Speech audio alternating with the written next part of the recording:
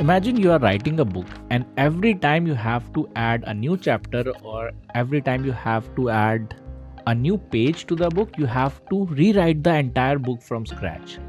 That sounds exhausting and painful, right?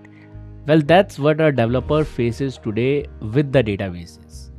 Every time you have to add a new feature to the live website, you have to test it thoroughly with the test database, with the test dataset, and you have to make sure that the data is not corrupted for the other developers using the test database. What if there is a magical library that could solve this problem? Let me tell you a story. Meet our developer hero Kashvi. Kashvi works at an online bookstore. Now she needs to update their website but can't experiment directly on the website. Every change she makes, it needs to be tested thoroughly before going live. Other developers are also working on the same test database, and again, you don't want the data to be corrupted. Now think of this database like a massive library or an offline bookstore. The production database is like the main library where all the customers browse and buy books. You can't just walk in and start rearranging shelves or testing new organizing system. That would be chaos for the customers. Now, building a whole new library to test each of these things would be expensive. Moving all the books manually would be time consuming, and keeping everything in sync would be exhausting. So, what's the solution for that? Before that, we need to understand a concept called ephemeral environments. So, what is this new term ephemeral? Well, it simply means temporary or short lived environment. Imagine you are creating a perfect copy of your library that only exists for a specific purpose and then disappears when you are done, like a pop-up bookstore. Neon, which is a serverless Postgres database, helps you create these ephemeral environments using branches. Now, what about the speed, data consistency, scalability? I'm sure you would have a lot of questions, and let me try to answer those. So here's where the magic happens. Ephemeral branches using a feature called copy on write, and it's like having a magical virtual library where you can instantly create a new virtual library just like that. All the books appears to be there, but they are actually the projection from the main library. It's not the actual library, it's a virtual library which is a projection of the main library. Only when you make a change like writing in a book does that specific book become real in the copy. Everything else stays as a projection, saving space and time. Why this is so awesome? Well, you can now test new libraries in seconds, not hours, with the help of ephemeral environments. You can store what you change. No need to maintain the multiple copies because you can just have a projection of the main database, which is ephemeral environment or the branches. And as it is a serverless database, meaning you don't have to worry about the scalability of the infrastructure. It scales out and scales in based on the demand, based on the traffic, and you can safely experiment without the fear of breaking the main library. Okay, let's see how Kashvi uses this in her application. So she needs to update the pricing calculation system. Let's assume this is the new feature that she is implementing. And then she creates a magical copy of the database, which is nothing but an ephemeral branch, makes and tests her changes in the safe space without impacting the main branch, without impacting the main database, which has the actual data.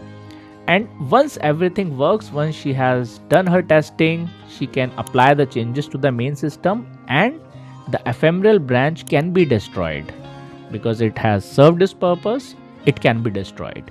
Now you can do this via API calls or CI/CD, which makes this hundreds of branches doable. Let's have a look at a small demo of how you can work with the Neon database. So you can go to the site called neon.tech. Okay, I'll share the link in the description as well. And feel free to sign up for a free version to test out the features like what I'm doing now.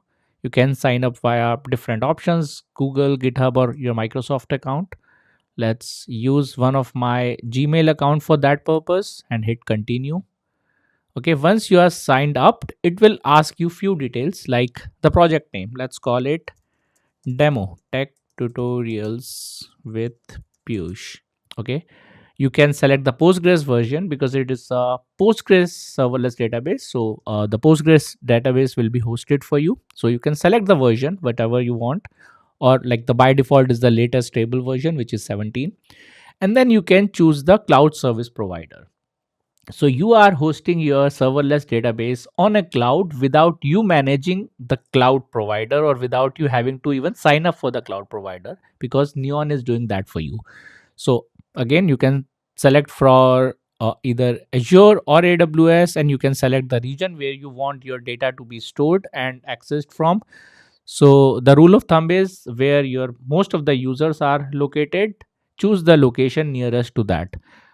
Same with AWS will have multiple locations, right? So for example, I am in Canada right now, so the closest for me would be anywhere in US. And let's see what we have in Azure. Azure also has these regions, so let's select this one. Okay, Azure East US 2. Okay, it will show you your what your free plan includes. Okay, so it says 24/7 database at 0.25 cu, that's CPUs, and then auto scaling up to 2 cu, 10 branches per project. So these 10 branches per project is just for the free plan, but when you sign up for the paid plan, you will get a lot of more branches, and this is the storage that includes with the free plan. Now hit create project, and instantly it will create the project. Now you can connect the project by clicking over here connect, and it will generate a connection string for you. There is a default database created, which is NeonDB, and there is a default branch which is main branch. Okay, now this password will be secured, as I said, in a storage vault, so you don't have to worry about that, but you can reset the password if you want. Now there are different options. As you can see, this is the dashboard, this is the branches. We currently only have one branch, which is main branch. And if you go to tables over here, it will show you the table that exists. Currently we don't have any table in the public schema of the NeonDB, so let's create a table. Go to the SQL editor over here, and it will give you a sample query to insert the data and to create a table, right? Create table if not exists, playing with neon, blah blah blah, and so on. Okay, now hit run, and it will create the table, and it will also insert some data in the table, right? So if you go back to tables again, right, now here is the table playing with neon, which is part of neon database, and this was created in the default main branch, and it has this sample data as well. You can add the record from here directly as well, and you can play around with it, right, if you want. But this is for the main database. Now if we take a look back our example, the example that we are taking of the online bookstore, let's say our developer Kashvi wants to test out a new feature. Okay, let's call it feature 101. So what she can do, can go to branches over here.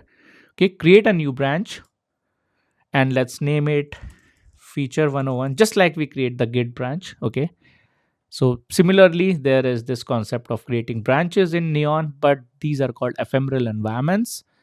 And parent branch is main because you want the exact copy of the main branch with current point in time. Okay, you can select specific date and time, you can specific log sequence number, but this is what we are choosing at the current point of time, and create new branch. You see, it had created the branch within few microseconds. Okay, that's how fast it is. And here's the connection string for this particular branch as well. So this connection string you can use in your test application to test the data. Okay, now let's go back to SQL editor. Okay, and let's try to create a sample table in the new branch. Okay, so how do we do that? Over here we can select main branch, but this would insert the query in the main branch. So let's select the default feature branch, feature 101, and you can type the SQL query, or you can even generate with AI. Okay, so let's click over here. Let's see how it works. I'm also trying this for the first time. So let's see. Create a SQL query that creates a table called feature 101 and insert some sample data to it. Okay, let's hit enter. and it is generating that query. It should take few seconds. Okay, it has started writing the output. And create table with a primary key, feature name, description. I think it is doing pretty great work. So it is adding some. Okay, it had added one record, created the table feature 101 with these columns, and then inserted the values for feature name, description, status, and so on. Okay, let's hit run. Okay, I've executed the query. It had completed. Here's the history as well. So now let's go back to tables. Okay, now over here you see I have selected the feature 101 branch, and in that branch it had inserted a new table called feature 101, and here's the sample data, right? And if we select the other branch, which is main branch, it does not have that new table that we have created. It just for that specific feature, right? So it is isolated. It is a projection of the main branch, but you can add your data, you can manipulate the data in the new branch, and you can make your changes. Now if we go back over here, now the developer Kashvi, what she can do, she can test the feature with this new features with the new data set that we have created. And once she's done, she can just go to branches and delete this branch. Let's delete this branch. That's it. That's how easy it is. Now you don't have to pay for the cost of the branch that's been deleted. You don't have to worry about the data security of the main branch. Other developers can also do the same. They can create their own branch, play in their safe space, experiment with the test data. And let's say if they corrupted some data, they can instantly create a new branch from the main branch or from any other branch. So it makes the database simplified, it makes it fast, scalable, and because it is serverless, so you don't have to worry about maintenance, scalability. It takes care of it as the traffic increases or decreases. It takes care of that. Okay, so that's it for this video. I hope you have enjoyed it. I have shared the link in the description section of this video on how you can sign up and try it out yourself, and let me know in the comment how do you find it, or if you have used it ever. So please share your feedback, and thank you so much for watching. I will see you soon with the next video.